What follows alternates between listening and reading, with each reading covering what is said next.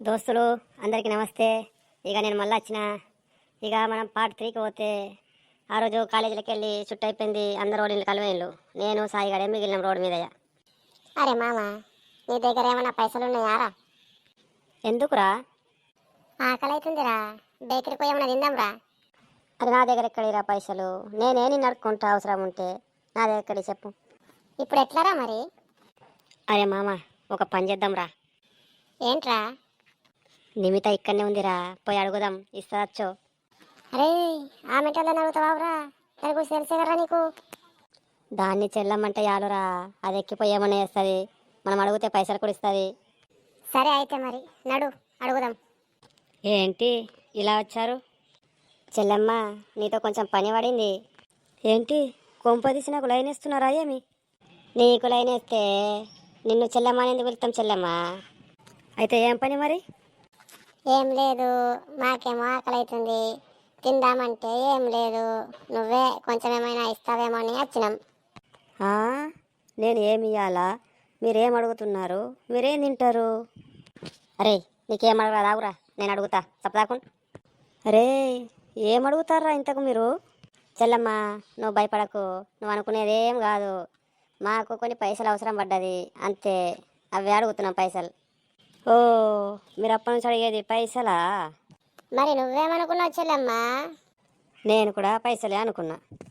అయితే ఉన్నాయా మరి? ఇస్తావా పైసలు?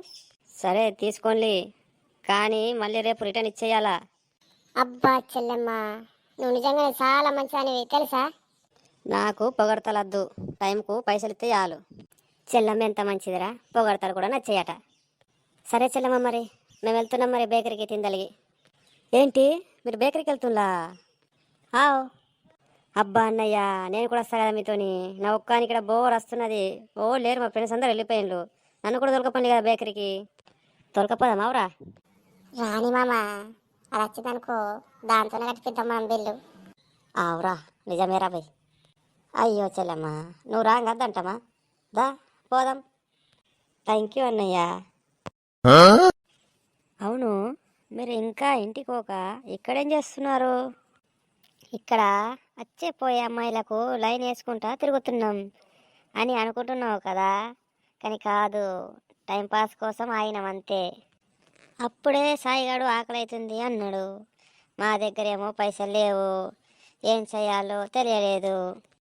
అప్పుడే నేను కనిపించిన, అంతేనా? కరెక్ట్ చెల్లెమ్మ, రైట్ చెప్పినావు.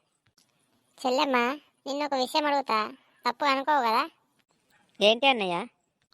నువ్వు ఎవరన్నా లవ్ చేస్తున్నావా? చేస్తున్నా. అవునా? ఎవరు? కానీ అతనెవరో నేను చెప్పను. అబ్బా చెల్లెమ్మ, అన్నయ్యలకు కూడా చెప్పవా?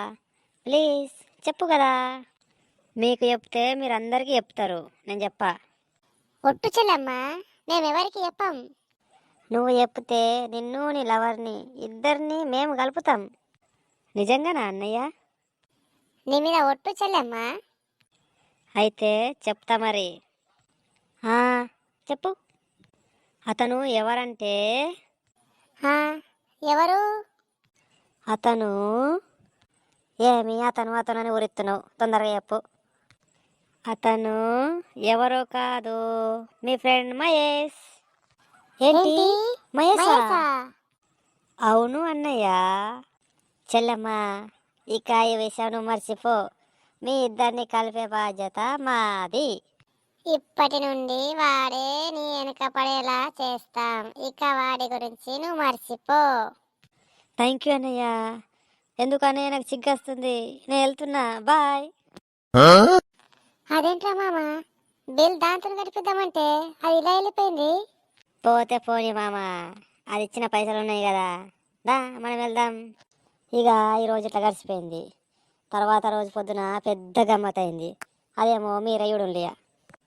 హాయ్ రాజు బ్రో. Hi bro. హాయ్ తర్వాత ముందు ఒకసారి అటు చూడు. ఏంట్రా? నేను ఒక అమ్మాయిని లవ్ చేస్తున్నాను చెప్పా కదా, అదిగో తనే ఆ అమ్మాయి. నువ్వు లవ్ చేస్తుంది ఈ అమ్మాయినా? అవును బ్రో, చెప్పు ఎలా ఉందో. సూపర్ రా, నీ సెలక్షన్ సూపర్ మామ. సరే మరి పోయిన అవును, ఇంతకు నువ్వు ప్రపోజ్ చేసినావా లేదా? ఇంకా లేదు బ్రో, తనకి చెప్పాలంటే కొంచెం భయంగా ఉంది. ఎలాగన్నా మా లవ్కి నువ్వే హెల్ప్ చేయాలా ప్లీజ్. ఓ, నీకు కూడా నేను హెల్ప్ చేయాలనా? చేస్తా, ఎందుకు అయ్యా? Thank you bro. సరే మరి, నేను వెళ్ళి నా పోరికి లైన్ వేసుకోవాలా. సరే బాయ్.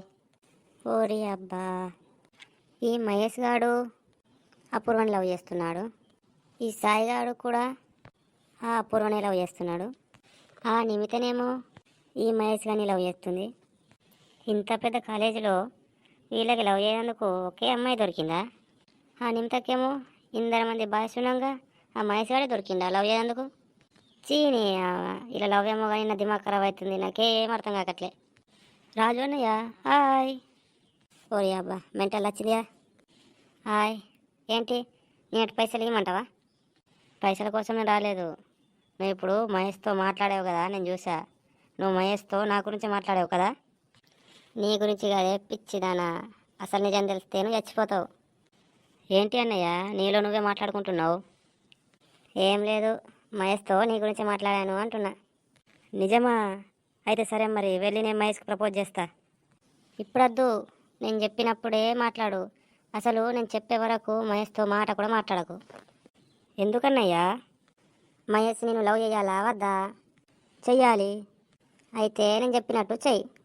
సరే, కానీ నేను దూరంకి వెళ్ళి లైన్ వేసుకోవచ్చు కదా మహేష్కి. నువ్వు దూరం నుండి ఏమైనా వేసుకో, అది నీ ఇష్టం. అయితే సరే బాయ్, నేను వెళ్ళి మహేష్కి లైన్ వేసుకోవాలా.